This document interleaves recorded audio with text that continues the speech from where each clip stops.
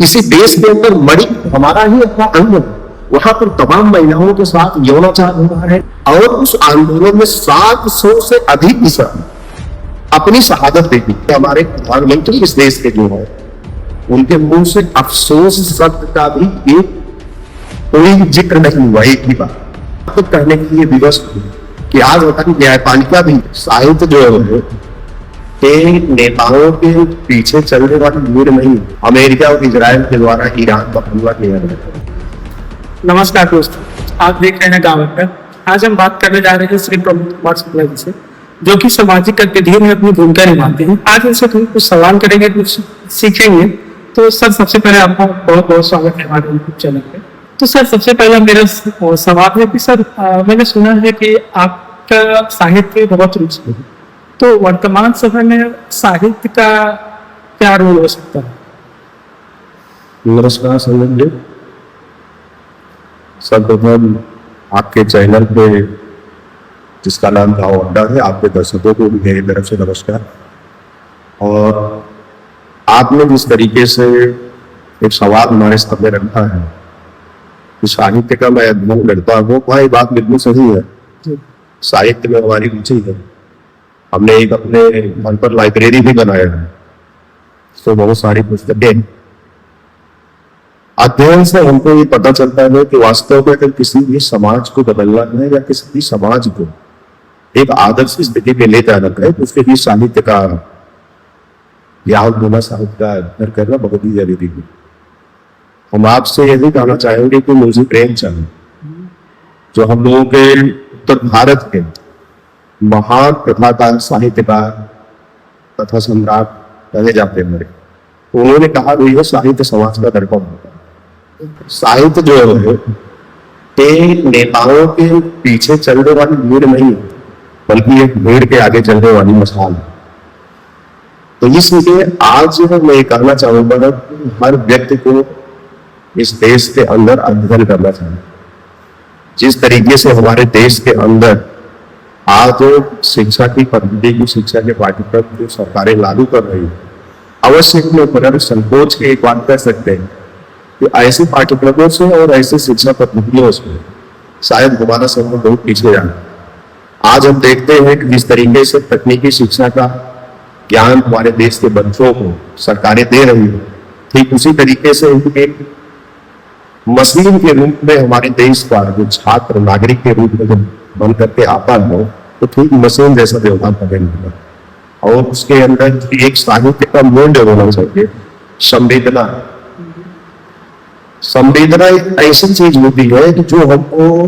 बेचैनी पैदा करती है हमारे अंदर, कि हम समाज के अंदर किसी भी प्रकार की पीड़ा हो रही है, तकलीफ हो रही है, दुख हो रहा है, तो उसको लेकर खड़े हो गए। हम सरकार से भी मांग करते हैं, आंदोलन करते हैं, आम जनता को जागरूक भी करते हैं। तो ये एक बहुत बड़ा व्यापक मुद्दा है। आज जिस तरीके से हम देख रहे हैं हमारे देश के अंदर, समाज के अंदर, विश्व पटल पर जिस तरीके से शिक्षा का मानवीय पहलू, जिसको हम नैतिक शिक्षा बोलते हैं, जिस तरीके से उसका क्षरण हुआ है, उसका प्रतिबिंब पूरी दुनिया के अंदर दिखाई दे रहा है। आज आप देख रहे हैं किस तरीके से ये साम्राज्यवादी ताकतें दुनिया के अंदर अपने पंजे को फैला रहे हैं और इस दुनिया का सुख चैन से, जिस तरीके से भी आपने देखा कि आपके इसी वर्तमान समय में अमेरिका और इजराइल के द्वारा ईरान पर हमला किया गया, और वहां यह चीज कदापि इस तरीके से नहीं कि वहां पर कोई विपन को लेकर के या एटॉमिक हथियार को लेकर के लड़ाई की जा रही है। नाम तो दिया जाता है कि नहीं, यहाँ से परमाणु हथियार को ध्वस्त करने के लिए ऐसा काम कर रहे हैं, लेकिन एक संप्रभु राष्ट्र है ईरान। वहां पर जिस तरीके से अमेरिका ने परमाणु हथियार ध्वस्त करने के नाम पर मिसाइल्स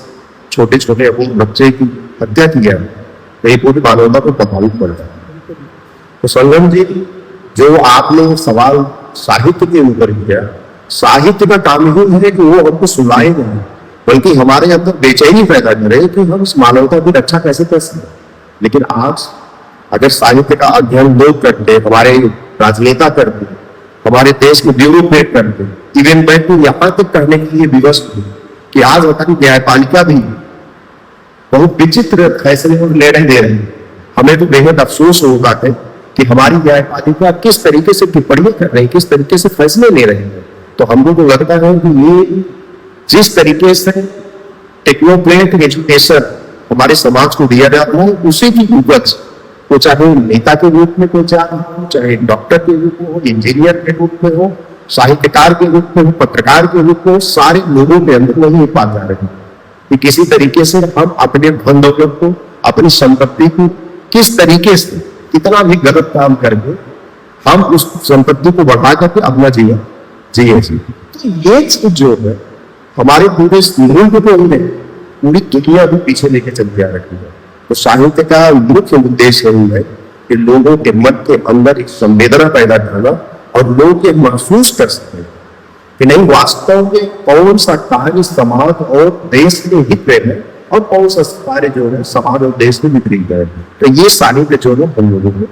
बताता है। बिल्कुल बिल्कुल सर, आपने बहुत अच्छे तरीके से समझाया। अभी एक बात बोला कि साहित्य तो सिखाता है कि हमें पीछे नहीं खड़ा होना है किसी भी नेता के। तो हम युवाओं से भी रिक्वेस्ट करके मैं खुद से भी प्रॉमिस कर रहा हूँ कि अब आपने इतने अच्छे तरीके से समझाया, तो महीने में या हफ्ते में एक दो साहित्य पढ़ा जाए। और मैं युवाओं से भी अपील करूंगा कि वो लोग भी साहित्य पढ़ना स्टार्ट कर दे। सर जैसे अभी आप युवाओं को 2-3 बुक्स रिकमेंड करेंगे साहित्य का, तो वो कौन सा होगा? बुक्स देखिए, बुक्स की कोई एक बुक कहने की बात नहीं है, और बुक्स में भी रुचि होती है आदमी को किस प्रकार की बुक्स पढ़ना चाहता है, किस प्रकार का साहित्य पढ़ना चाहता है। आज तो मैं देखता हूँ पहली बात तो पढ़ने की रुचि समाप्त हो गई है, और दूसरी चीज जो है पुस्तकें की सोहबत हमको कैसे की रखनी चाहिए और कौन सी पुस्तक पढ़नी चाहिए। तो ये रिकमेंड करना एक बहुत चैलेंज वाला विषय है। लेकिन फिर भी मैं अगर मेरी तरफ से पूछना चाहते हैं तो मैं तो वर्तमान में कम से कम अपने समाज के लोगों को ये कहना चाहूंगा, अपने समाज का सेंस अपने देशवासियों से ये कहना चाहूंगा, कम से कम मुंशी प्रेमचंद जो कि आसानी से हमारी समझ में आ जाती है, हमारी अपनी भाषा है, तो हमारे अंतःकरण को स्पर्श करती है, जिससे समाज की वेदना को हम आसानी से पहचान सकते हैं। तो उसमें प्रेमचंद की जो सबसे पहले अंग्रेजों के दरबार जमाने में जब्त की गई थी उनकी लेखनी सोजे वतन के नाम से, जिसमें 5 कहानियां हैं, जो कहानियां इस देश के नौजवानों को एक दिशा देती है कि किस तरीके से और कैसी चीजों को हम महत्व देते हैं। जैसे मुंशी प्रेमचंद की सोजे वतन में पहली कहानी है अनमोल रत्न। अनमोल रत्न कहानी में एक छोटा सा कोटेशन है मुंशी प्रेमचंद ने जो लिखा है कि खून का वह आखिरी कतरा जो वतन की हिफाजत में गिरे, दुनिया में उससे बड़ी अनमोल रत्न कोई नहीं। आज सरकारें भी कहती हैं, राष्ट्रहित की बात करते हैं, राष्ट्रवाद की बात करते हैं, लेकिन खून भी हमारे देश के लोगों को जा रहा है, लेकिन उनको पीड़ा नहीं होती है, एहसास नहीं होता। आज मैं आपसे दर्शकों से भी एक मेरा प्रश्न रहेगा, जिस तरीके से हमारे देश के अंदर अभी हाल फिलहाल में बहुत ही लोकतांत्रिक तरीके से हमारे देश के किसान कुछ पार्लियामेंट के द्वारा पास किए गए कानून जो किसानों के हित में नहीं थे, किसानों ने महसूस किया और किसान सड़क पर आंदोलन करने के लिए विवश हुए, और उस आंदोलन में 700 से अधिक किसान अपनी शहादत दे दी। 1 वर्ष से अधिक ही आंदोलन चला गया। आपने भी देखा, दुनिया ने देखा, कहीं किसी भी तरीके से उसको कोई भी हिंसा नहीं किसानों की तरफ से की गई। लेकिन हम लोगों को सर्वप्रथम यह जानना पड़ेगा कि ये व्यवस्था जो है इसकी मानसिकता क्या है। जैसे आज हमारे समाज के अंदर पूंजीवादी व्यवस्था है, और पूंजीवादी व्यवस्था को फिर निजी संपत्ति को, निजी मालिकाना हक को बढ़ाने की बात करते हैं। पूंजीवाद का मतलब मैक्सिमम प्रॉफिट की मेथड, ज्यादा से ज्यादा मुनाफा हम कैसे कमा सकते हैं, किसकी बात। यदि किसान हमारे देश का कह रहा है सरकार से कि आपने जो भी कानून बनाया है ये हमारे हित में नहीं है, तो सरकार तो जबरदस्ती हमारा हित करना चाहती है, उस कानून को लागू कर। लेकिन जब 700 से अधिक किसानों ने शहादत दे दी, फिर भी हमारे प्रधानमंत्री इस देश के जो है उनके मुंह से अफसोस शब्द का भी एक कोई जिक्र नहीं हुआ एक भी बार। तब मन में एक सवाल पैदा होता है, पर भगत सिंह को यदि मैं याद करता हूं तो लगता है कि भगत सिंह ने सही ही कहा था कि आज हमारी फांसी होने जा रही है, हमारी फांसी के 15 साल बाद इस देश से अंग्रेज चला जाएगा, लेकिन जिस सपने को लेकर के हम लोग लड़े कि इस देश में अन्न पैदा करने वाला जो किसान है उसके घर के लोग भूखे नहीं रहे, ये जो बड़ी बड़ी इमारतों को बनाने वाला राजगीर है उसके घर के लोग खुले आसमान के नीचे सोने के लिए बेबस नहीं होते, और एक जुलाहा जो अच्छे अच्छे कपड़ों का निर्माण करता है उसके घर की वहां बने कपड़ों के अभाव में नदी नहीं घूमते फिरेंगे। तो ये सारी चीजें पूरी नहीं होने जा रही थी भगत सिंह ने उस समय बोले। मुझे तो बस इतना सा ही लग रहा है कि यहाँ पर गोरे अंग्रेजों की जगह काले अंग्रेज सत्तासीन होने जा रहे। और मुझे प्रेमचंद ने भी एक चीज कहा आउदी कहानी में कि मुझे जो प्रतीत हो रहा है इस देश के अंदर जान की जगह गोविंद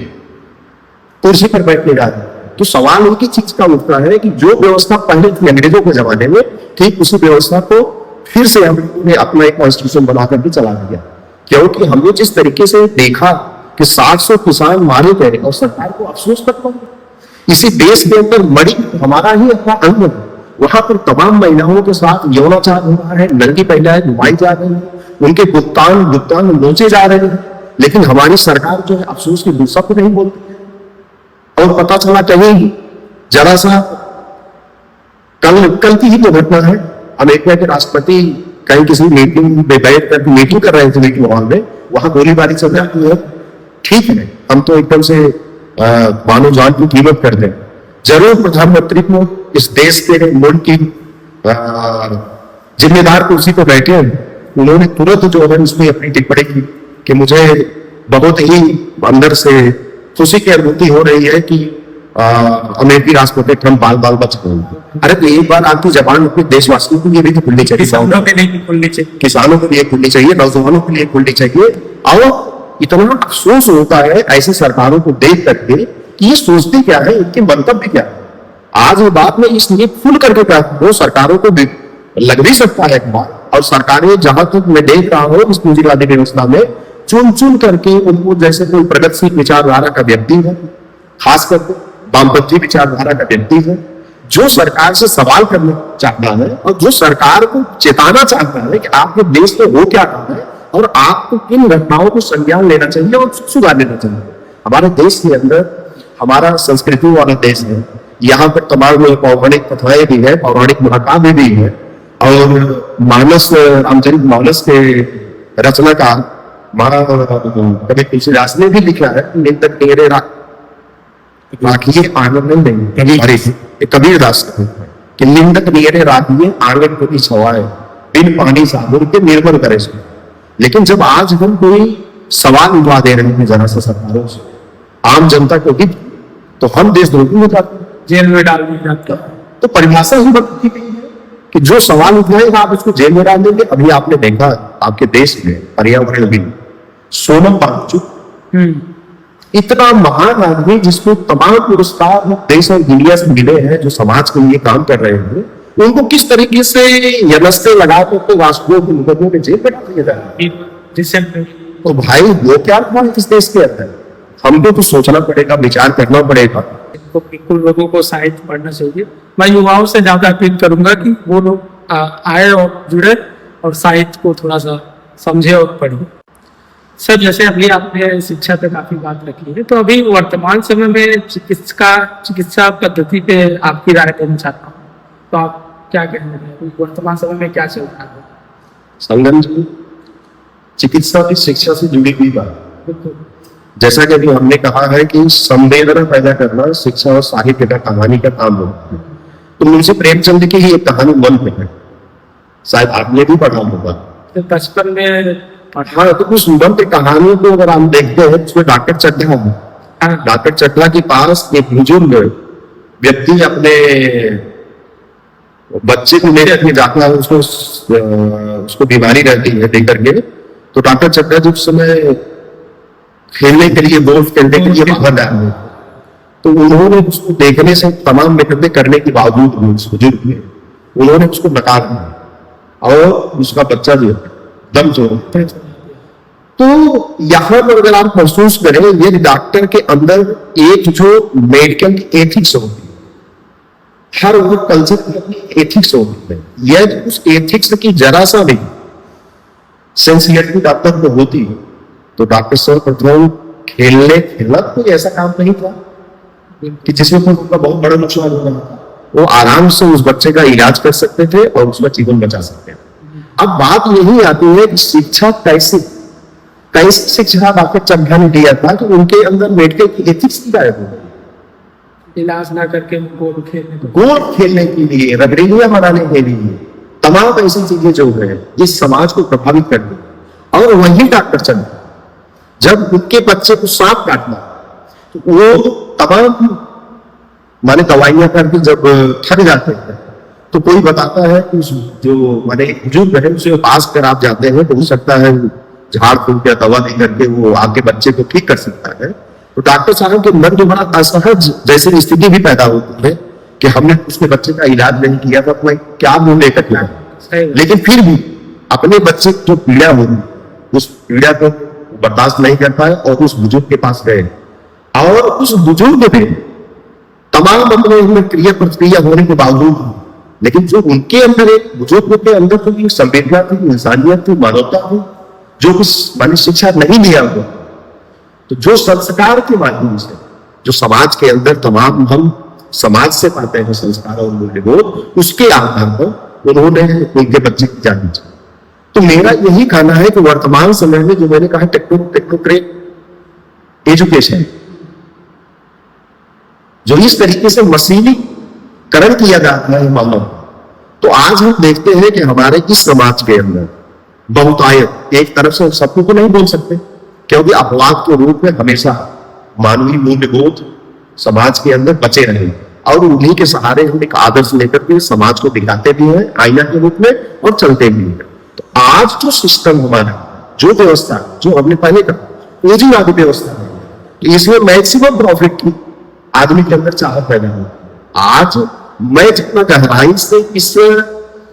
मेडिकल विभाग को देख रहे हैं, पूरे दुनिया के लेवल पर एक बहुत बड़ा रैकेट चल रहा है, बहुत बड़ा सिंडिकेट है, नकली दवाइयों का सिंडिकेट, जिसको तोड़ने के लिए कोई सरकार आगे नहीं आ रही। और आज आप देख रहे हैं बड़े धड़ल्ले से, आज अपने आप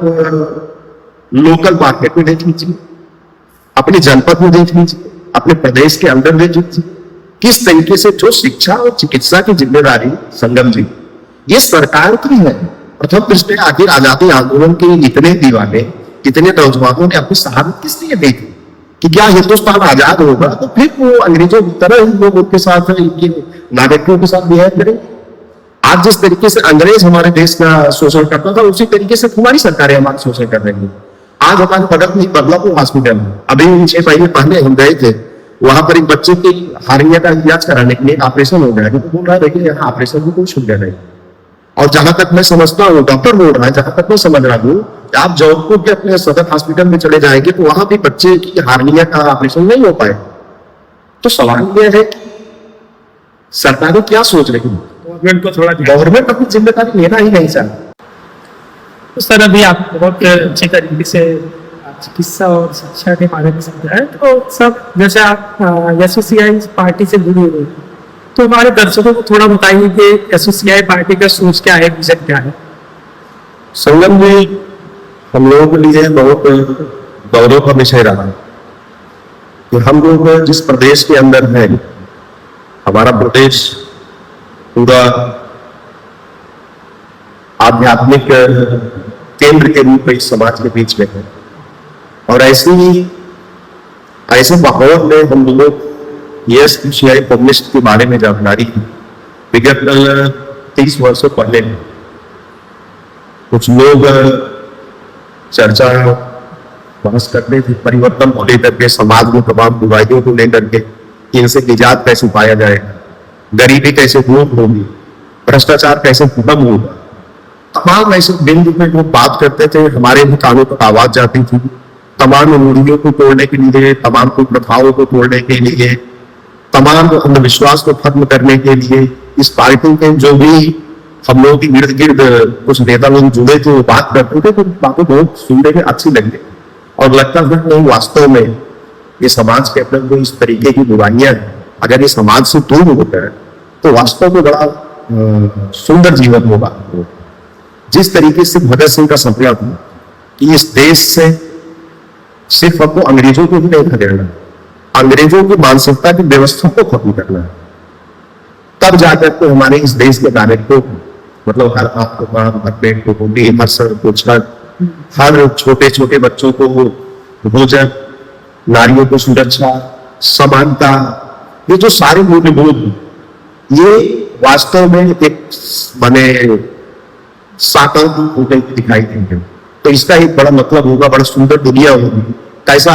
जब कल्पना करते हैं उस मतलब राम राज्य जैसा चित्र उभर करके हमारे सामने आता है। तो वो एक ऐसे गवर्नमेंट भी बात करते कि हम राम राज बनाना चाहते हैं। हाँ, लेकिन यह सबसे ज्यादा कम्युनिस्ट पार्टी है, वो सोशलिज्म की बात करते हैं। सोशलिज्म से यह समाज आगे बढ़ते हुए साम्यवाद के रूप में जब आएगा, कम्युनिज्म के रूप में आएगा, तो वास्तव में वहां पर पूर्ण रूप से जो राम राज्य की एक चौपाई हम लोग पढ़ते थे बचपन में, वो साम्यवाद का वही रूप है कि दैहिक दैहिक भौतिक तापा राम राज नामो नहीं व्यापा। तो मतलब जब साम्यवाद आएगा तो उसमें किसी भी प्रकार का इस तरीके का कोई कष्ट नहीं होगा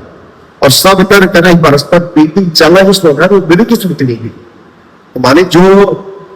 उस समय नागरिक होंगे उनका स्वतः ही इतना आदर्श ऊंचा हो जाएगा कि उनको किसी नियम कानून की जरूरत नहीं पड़ेगी, जो जाकर के साम्यवाद में स्टेटलेस सोसाइटी समझ रहे थे, जहां पर कोई राज्य नहीं होगा, कोई गवर्न नहीं करेगा लोगों को, मानी इतना ज्यादा हम एजुकेट होंगे और इतना ज्यादा कल्चर में होंगे कि वहां पर सारे लोग एक समान रखना पसंद करेंगे। जैसे आज तो ऊंच नीच, असमानता, तमाम ऐसी क्रांतियां हमारे समाज के बीच में है, लेकिन इसी पूंजीवादी व्यवस्था में लड़ते हुए हम समाजवाद में जाएंगे, समाजवाद में हम संघर्ष करते हैं, साम्यवाद में जाएंगे, जो एक राम राज्य जैसा होगा। तो जब ये सारे नेताओं की हमने बातें सुनी तो हमारे मन में एक लालच पैदा हुई, नहीं अगर ऐसे समाज का सृजन हो जाता तो वास्तव में दुनिया की कभी सुखद होगी। तो ठीक उसी क्रम में हम लोग भी धीरे धीरे धीरे धीरे आगे बढ़े और आगे जब बढ़े तो हमने अपने आजादी आंदोलन का इतिहास बढ़ा, तो उसको हमने देखा भगत सिंह,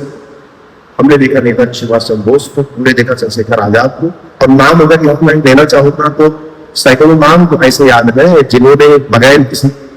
लोग लालच के, बगैर किसी प्रतिष्ठा के इस समाज को बदलने के लिए अपनी कुर्बानियां आजादी आंदोलन में समय दे दिया था। और उसमें तमाम भूमिका जो है क्रांतिकारी नौजवानों की थी, लेकिन उनको सचेत करने वाले, उस मार्ग पर ले जाने वाले उनके तमाम ऐसे शिक्षक गुरु भी थे। तमाम जो हमने भी बात किया था साहित्य का, तमाम कहानियां भी उनके लिए प्रेरणादायक बनी, उनके आदर्श बने कहानियों के पात्र, और उनको लेकर के लोगों ने इस देश से ब्रिटिश साम्राज्य जिसका सूरज कभी अस्त नहीं होता था, उसको इस देश से उन लोगों ने बनाने का काम किया। और एक वेद भी थी हमारे देश के अंदर एक सुंदर समाज का, सरकार का निर्माण होगा और देश के लोग सुखी होंगे। लेकिन दुर्भाग्य होगा कि कितनी कुर्बानियां जो दी भी गई, उन कुर्बानियों का जो फलसफा हमारे देश को मिला, वहां पर ठीक उसी तरीके से शोषण की प्रक्रिया हमारे आज भी जारी है कि जिससे हम लोग जिम्मेदारी लेते हैं कि भगत सिंह को उत्तराधिकारी हो। तो कम्युनिस्ट विचारधारा की जो ये आइडियोलॉजी ये कम्युनिस्ट पार्टी लेकर के चल रही है कि एक बार इस देश के अंदर पूरा परिवर्तन लाने के लिए हम लोगों को भगत सिंह और प्लस कम्युनिस्ट विचारधारा को मिलाते हुए एक लंबी लड़ाई यानी आंदोलन, लोकतांत्रिक तरीके से आंदोलन करना होगा, और एक बार हम इस आंदोलन से इस समाज को पूरा बदलने की कोशिश करते हैं। और मैं आपको इसी में एक बात छोटे से एग्जाम्पल के रूप में जोड़ना चाहता हूं कि जैसे इस समाज के अंदर बाधा के रूप में क्या, क्यों हम परिवर्तन कर नहीं पा रहे, और क्यों जब भगत सिंह जैसे तमाम बलिदानियों ने अपने प्राणों की आहुति दी, बावजूद उसके हमारा यह समाज बदल क्यों नहीं सकता? क्योंकि हमारा देश जो है ये धार्मिक देश है, आध्यात्मिक देश है। यहाँ पर तमाम ऐसी संस्कृतियां हैं, तमाम ऐसी प्रथाएं हैं, तमाम ऐसी मान्यताएं हैं जो हमारे समाज को पहले बांध करके रखती थी, एक समाज को जोड़ करके रखती थी। लेकिन उसी समाज में जो जो प्रगति हुआ, तो बहुत सारी मान्यताएं ऐसी थी जो अंधविश्वास का रूप लेने लगे, जो रूढ़ियों का रूप लेने लगे, जो प्रथा का रूप लेने लगे। तो इन सब चीजों में क्या हुआ, हमारे समाज के लोग ऐसी मानसिकताओं से जकड़ थे। और जब इस प्रकार की मानसिकता से लोग कुंठित हो गए और उनके अंदर हीन भावना भी पैदा हो और उनके अंदर इन सब चीजों को तोड़ने की भी क्षमता नहीं पैदा। तब सवाल यही उठता है, जो सरकारें होंगी वो हमेशा चाहती है कितना सरल तरीके से हमारी कुर्सी बची रहे और जनता को हम बेवकूफ बना करके अपना काम सीधा कर रहे हैं। तो इसमें तो आपको बताना चाहूंगा कि जो अंधविश्वास और प्रीतियां को प्रथाएं हैं, इनको त्यागने के लिए भी हमको बहुत बड़ी साहस की जरूरत है। तो वो एग्जाम्पल ऐसा है कि आज वर्तमान समय में अगर हम देखें तो हमारे समाज का जो व्यक्ति, अगर हम आपसे ही पूछे एक सवाल कि आपको अपनी कौन सी धरती की संपत्ति है जो सबसे ज्यादा प्रेम है, शायद अगर आपकी शादी वगैरह हुई होगी, मैं नहीं जानता हूं, तो हर आदमी को लगता है कि मेरी संतान मेरे लिए सबसे ज्यादा प्रिय है और इससे ज्यादा बहुत को कोई चीज हमारे लिए नहीं। लेकिन फिर भी आप बताएं हमको उत्तर दो कि जब हमारी संतान हमारे ही सामने प्राण त्याग देती है किसी भी कारणवश, तो आप जिस वस्तु को, जिस संपत्ति को सबसे ज्यादा मूल्यवान समझते हैं, उसको कुछ घंटे बाद ले जाकर के अपने हाथों से जला क्यों देते? वो जान नहीं रहती, निर्जीव हो जाता है, जान नहीं रहती है और आपको लगता है अभी थोड़ी देर के बाद इस पे बैक्टीरिया पैदा हो जाएंगे और वो बैक्टीरिया जब पैदा हो जाएंगे तो बॉडी से जो है दुर्गंध आने लगती है और वो बैक्टीरिया जो है परिवार के अन्य लोगों को बीमार करेंगे और अन्य लोग भी जब उस बीमारी की चक्कर में आ जाएंगे तो वो भी शायद मृत्युपाय हो सकते हैं। तो इसीलिए हम अपनी सबसे मूल्यवान संपत्ति को अपने ही हाथों से ले जाकर के जला देते हैं। किस लिए? कि अब अन्य लोगों को उस शरीर से कोई बीमारी न पैदा। ठीक उसी तरीके से हमारे देश के अंदर, समाज के अंदर जो मान्यताएं बनाई गई समाज को चलाने के लिए, आज वो अंधविश्वास का रूप ले लिया है, आज कुरीतियों के रूप में ले लिया। समाज जो कि जो आगे बढ़ता है तो इन सब चीजों में, मान्यताओं में और सारी चीजों में, सिद्धांतों में परिवर्तन कुछ न कुछ होते रहते हैं। तो हम लोग परिवर्तन को करने को तैयार नहीं है। सारी की चीज, सारी की सारी मान्यताओं को हूबहू रूप में देखना चाहते हैं। और जैसा कि पहले कहा कि पूंजीवादी व्यवस्था है, आज यहाँ पर आप देखते हैं हमारे देश के अंदर तमाम साधु संत के रूप में, महात्मा के रूप में लोग कथा कर रहे हैं और कथाकार जो आम जनता को ये कहता है कि आप माया मोह से दूर हो जाएंगे, आपको इस भौतिक दुनिया से मुक्त होकर के परलोक जाना है, वहां पर जाकर के आप स्वर्ग में जन्नत में रह करके सुख भोग करें। लेकिन वह कथाकार यह जानता है कि परलोक में अपनी व्यवस्था नहीं है, जो है ये लोग। इसीलिए वो हमको तो आम आदमी को कहता है कि भौतिकता से दूर हो और जितने बाबा है यहाँ वो कई करोड़ अरब के मालिक हैं, वो निजी वाहन से चलते हैं, 5-5 करोड़ 10-10 करोड़ की गाड़ियों से चलते हैं और जितना भौतिक सुख और साधन है सब उनकी सेवा के अंदर लगे हुए। तब भी आम जनता यह नहीं समझ पाती कि अगर ये भौतिक सारी सुविधाओं और सुखों को छोड़ने में सब कुछ होता तो ये बाबा को उसको क्यों पकड़ रहे हैं। तो इसी तरीके से मेरा कहने का मतलब था कि ये बाबा लोग हम लोगों को तमाम प्रकार के अंधविश्वास में, तमाम उन मान्यताओं में, तमाम कुरीतियों में, कुप्रथाओं में फंसाए रहते हैं। लेकिन हम लोगों को ठीक उसी प्रकार से, जिस प्रकार से हम अपने सबसे मूल्यवान बच्चे को कि अब उसके मृत शरीर से समाज के अंदर बीमारी फैलेगी, उसको ले जाकर के अपने ही हाथों से जिंदा जला माने वो जला देते हैं, ठीक उसी तरीके से हमारे समाज के अंदर जो मान्यताएं हैं, जो कुप्रथाएं हैं, जो अंधविश्वास है, जो बुढ़िया है, उनको भी हमें ठीक उसी प्रकार से तिलांजलि देनी होगी, उसी तरीके से माचिस लगा करके जला देना होगा। तब जाकर आपका यह समाज मुक्त हो पाएगा और तब इस देश का नागरिक, इस देश का छात्र, इस देश का किसान, इस देश की महिलाएं प्रकृति के परिवर्तन के रूप में कुछ चीजें अपना पाए। जैसे हम लोग लगातार संघर्ष की, लगातार अध्ययन के संपर्क में, नेताओं के संपर्क में रहे, तो हम लोगों को एक इस सुंदर समाज की कल्पना में आनंद आता है। नहीं, अगर हम तमाम बुरी बुराइयों को त्याग देंगे तो हमारे समाज का, दुनिया का स्वरूप ऐसा होगा तो भाव विभोग मत आह्लादित हो जाता है कि तब लगता है कि वास्तव में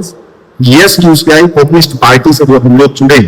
वास्तव में उन्होंने हमको एक आईना दिखाया, उन्होंने हमको एक राम राज्य जैसी व्यवस्था की परिकल्पना हकीकत में करना। हम राम राज्य की जब हम बात कर रहे हैं, जो चौपाई में लिखा गया है वो कल्पना के रूप में जो था, उसको साकार रूप देने के लिए यस यूसीआई कांग्रेस, जिसने कहा कि हम माने कैपिटलिज्म में लड़ेंगे, सोशलिज्म में किए, सोशलिज्म में लड़ेंगे, कम्युनिज्म के लिए। तब जाकर के वो साम्यवादी व्यवस्था जब हमारे इस धरती पर उतरेगी तो वास्तव में यह देश और दुनिया स्वर्ग बन जाएगी। हम लोग इसी चाहत के साथ यस यूसीआई कम्युनिस्ट पार्टी से जुड़े और अंदर से बड़ी खुशी भी महसूस होती है। सर बहुत बहुत शुक्रिया कि गहरी सच्ची और मीटिंग बातें शेयर करने कावटने की तरफ से आपका दिल से धन्यवाद। और दोस्तों अगर आपको ये पॉडकास्ट पसंद आ रहा है तो इस वीडियो को लाइक करें, हमारे चैनल को सब्सक्राइब करके हमें सपोर्ट करें। मिलते हैं धन्यवाद।